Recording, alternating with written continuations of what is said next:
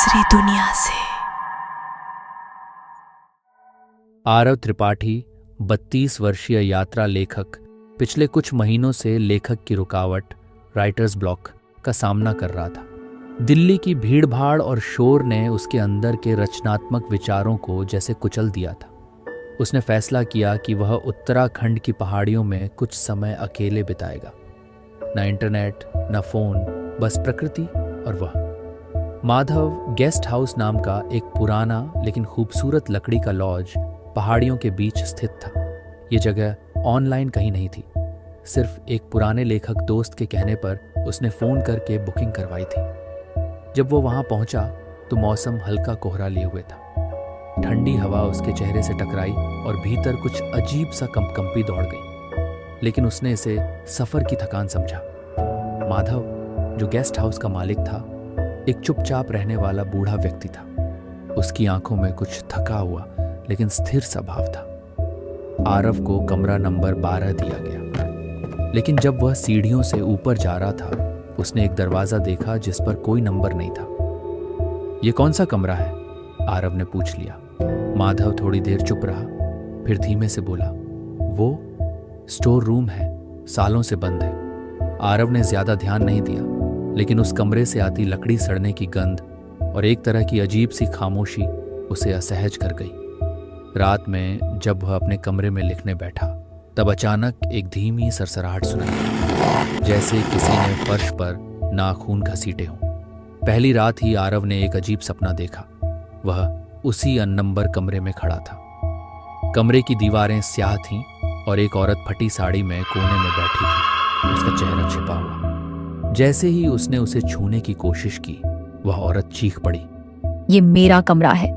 आरव की नींद खुली और वह पसीने से तरता। बाहर हवा चल रही थी, लेकिन दरवाजा थोड़ा खुला हुआ था।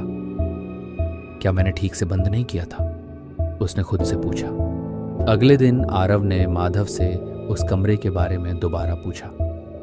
कमरा नंबर 13 हुआ करता था, माधव ने धीमे स्वर में कहा, लेकिन हमने उसका नंबर हटा दिया। बहुत बुरा हुआ वहाँ। सालों पहले एक लड़की ने वहाँ आत्महत्या कर ली थी। उसका नाम था माया। आरव को जैसे उसके सपने और माधव की बातों के बीच कोई अदृश्य धागा जुड़ता महसूस हुआ। क्यों किया उसने ऐसा? माधव कुछ पल चुप रहा। कहा जाता है माया को कोई देख नहीं पाता था, और जब वो दिखी तो हमेशा देर हो चुकी थी। गांव वाले अब भी उस कमरे के पास नहीं जाते।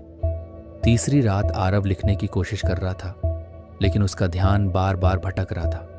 वही सरसराहट, फिर किसी के चलने की आवाज़ें और एक धीमी धीमी सी रुलाई। तंग आकर टॉर्च लेकर वह बाहर निकला। सीढ़ियों से ऊपर जाते ही देखा वही दरवाज़ा इस बार खुला था।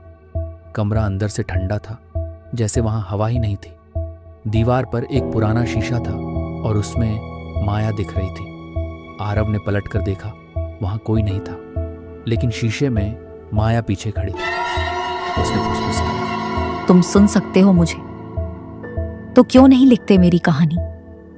माया की आत्मा अब आरव को रोज दिखाई देने लगी। हर रात वह कहानी के टुकड़े सुनाती। मैं अकेली नहीं थी, लेकिन मुझे किसी ने नहीं देखा। वो आदमी जो रोज मेरे कमरे में आता था, कहता था प्यार है, फिर उसने मेरा गला घोंट दिया। आरव, जो कभी लिख नहीं पा रहा था, अब रातों में सिर्फ माया की कहानी लिखता। वह पागलों की तरह नोटबुक भरने लगा।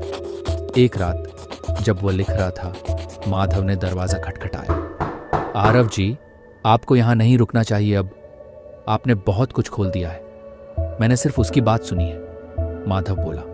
और यही तो सबसे बड़ा खतरा है। माया अब शांत नहीं रह पाएगी। उसे अब कहानी का अंत चाहिए, लेकिन उसका अंत सिर्फ मौत है। अगली सुबह आरव के कमरे का दरवाज़ा अंदर से बंद था। न किसी ने दरवाज़ा खोला, न कोई जवाब मिला। पुलिस बुलाई गई। दरवाज़ा तोड़ा गया। कमरे में एक खाली चेयर और टेबल पर रखी एक नोटबुक। कमरा नंबर 13 अब फिर से खुल चुका है। माया की कहानी अब अधूरी नहीं रही। अब हर वो शख्स जो इस कमरे के पास जाएगा, वो अगला लेखक बनेगा, और फिर अगला किरदार क्या आप किसी पुराने गेस्ट हाउस में रुके हैं जहां एक दरवाजे पर नंबर नहीं था? क्योंकि अगर आप रुके हैं तो माया शायद अब आपकी कहानी लिखना चाहती है।